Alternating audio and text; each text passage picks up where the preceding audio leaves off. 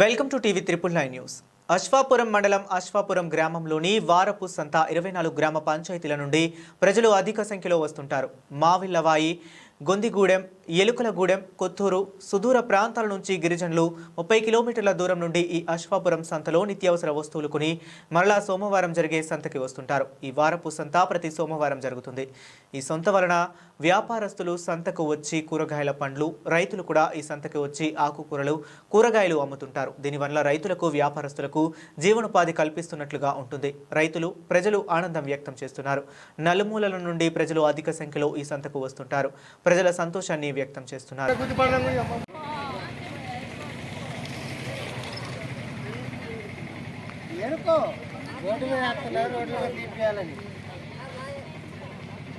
ఒక పని చేసి పెట్టు అరే మంచిగా స్మైలీరా తమ్ముడు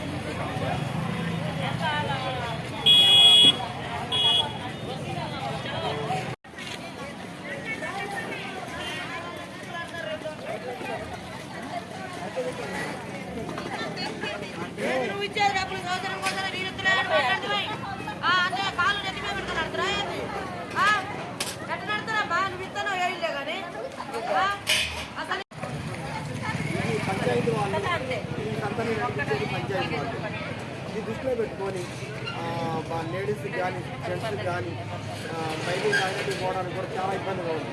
అది దృష్టిలో పెట్టుకొని పెద్ద లైటింగ్ కూడా లేదు మాకు. ఈ బజార్ మీద లైటింగ్ తక్కువగా ఉంది. ఈ అమ్ముకోవడానికి కూరగాయలకు కూడా మాకు చాలా ఇబ్బందికరంగా ఉంది. దాన్ని దృష్టిలో పెట్టుకొని దయచేసి మాకు పంచాయతీ వాళ్ళు ఇంత చేయగలని అశ్వాపురం సంత చేయడానికి వచ్చాము. ఇక్కడ రోడ్డు మీద సంత పెట్టారు.